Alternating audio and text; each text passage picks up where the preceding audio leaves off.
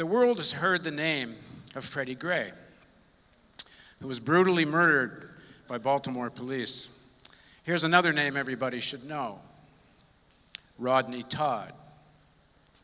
Mr. Todd lived in Princess Anne, Maryland. It's about 130 miles southeast of Baltimore.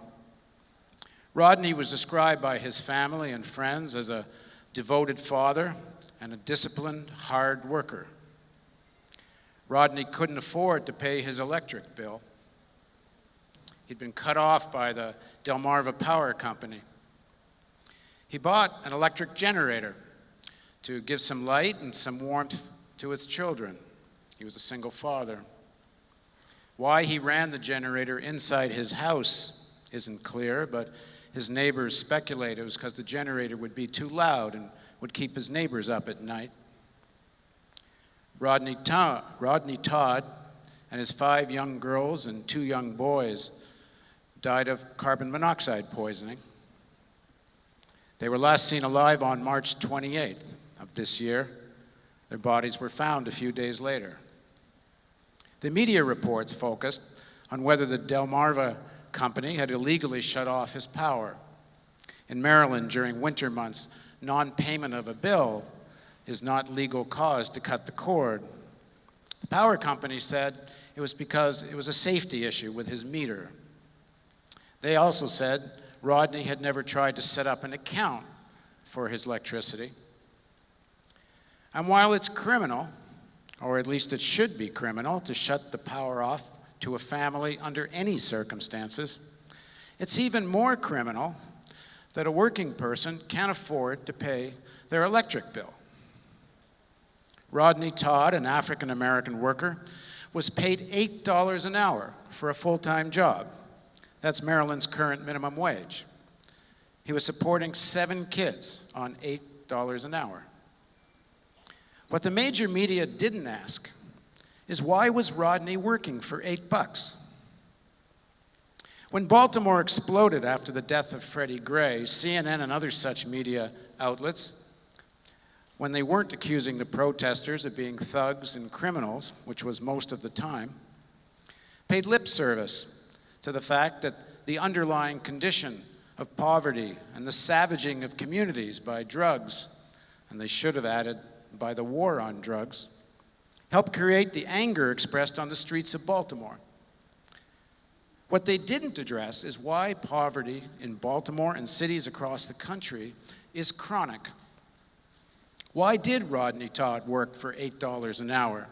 Why are people working at Johns Hopkins Hospital in Baltimore, cleaning surgical rooms, taking special drugs so they don't get HIV, for $13 an hour after having worked at Johns Hopkins for 14 years? Because people are desperate for jobs. There's a class of people that makes money out of unemployment. The more desperate people are, the less money they're willing to work for. Why are communities in Baltimore and across the country faced with chronic drug addiction and gang warfare? Well, same answer. There's an enormous amount of money being made out of the war on drugs. The mass incarceration system, police, lawyers, judges. The for-profit bail bonding industry is a multi-billion-dollar business backed by major insurance companies and trade associations with the money and political power needed to shape the criminal justice system to serve their interests. In Baltimore, it's only within the last year that a person had a right to be represented at all at a bail hearing. Get that? Only within the last year. Most people who couldn't afford a lawyer were not given a public defender at their bail hearing. The bail was just set by a commissioner, rubber stamped by a judge, and that was the end of it. Now, most people are getting public defenders, but they're lucky if they see them for more than 5 minutes before the bail hearing.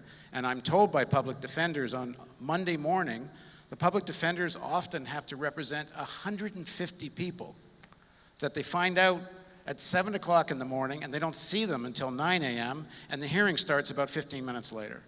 And then they're supposed to make some coherent argument on bail. It's not unusual over a $20 dispute for a person to get a $25,000 of bail. In Baltimore City Jail, a prisoner is not allowed a visit for 90 days except for seeing a lawyer. No family, no friends for 90 days. If you're represented by a public defender, you're likely not to see them again until just a few days before you go to trial. What does this create? More money made out of desperation, people willing to pay bail bondsmen to get out of hellish prison. The front line of this war to keep people poor is the police. Police violence against people of color, particularly, that is illegal violence, usually goes without any consequences to the perpetrators. And it's not merely the product of too many law enforcement officers with racist attitudes. Their name says it all. Police are enforcing laws, including with deadly force, to make people obey legislation that at its heart protects people's private property. The more you own, the more you are served and protected. When police use violence, they do so as agents of a legal system that must keep a lid on people who fight back against such desperate conditions, whether they fight back blindly and often self-destructively, or consciously and politically. The elites have passed laws that keep people in their place. Of course, the place for those in the elites, that is the top 20%, is to own 85% of America's wealth. On a global scale, the top 1% of the population owns 50% of the world's wealth. In the US, the wealthiest 1% captured 95% of post-financial crisis growth since 2009, while the bottom 90% became poorer. Laws are designed to make sure this inequality takes place, and it makes sure it stays that way, and the police enforce these laws. It's crucial to the elites that police feel free to use violence without much reservation.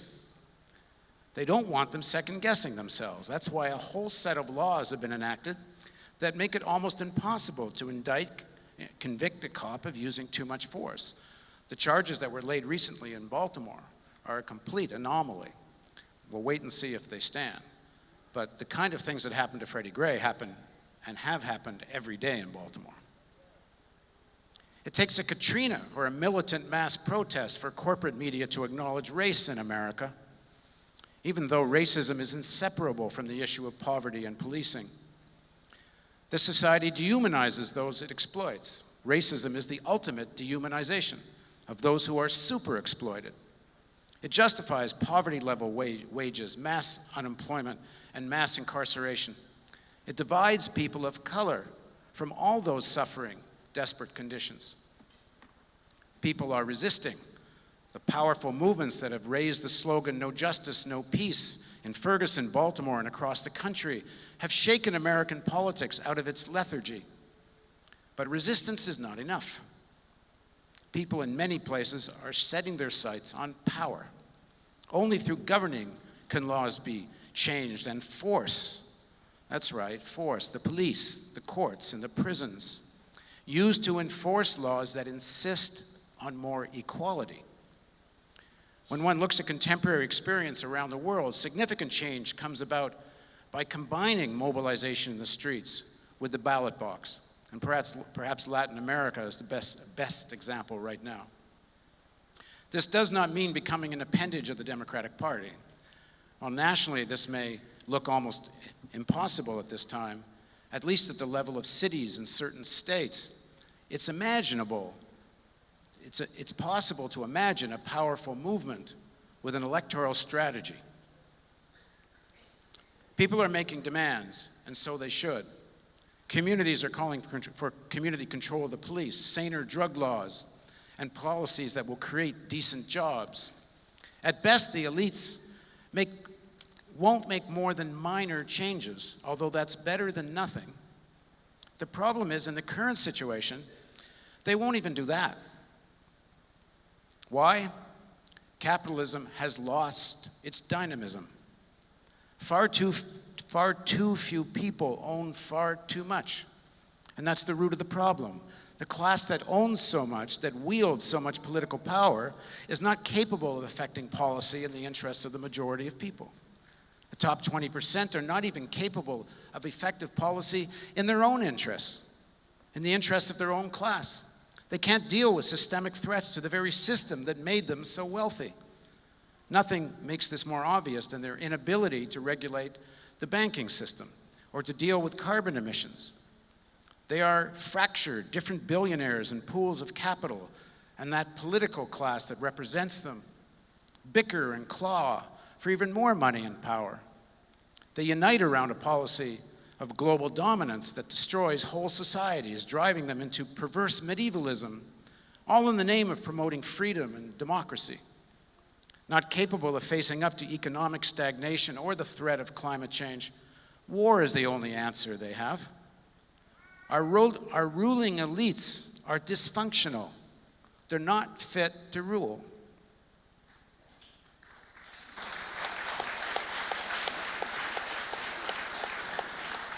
Working people of all backgrounds are thirsting for a realistic vision to fight for. And it's from ordinary people like these that real change will come from. The history of struggle in the United States has shown that the super-exploited, Black and Latino workers, will be at the heart and the driving force of this change. They must also be the leadership. The resistance in Ferguson and Baltimore have opened up a new horizon for building an independent movement for transformational change. And I hope tonight we can address some of the critical issues facing those in the midst of this struggle.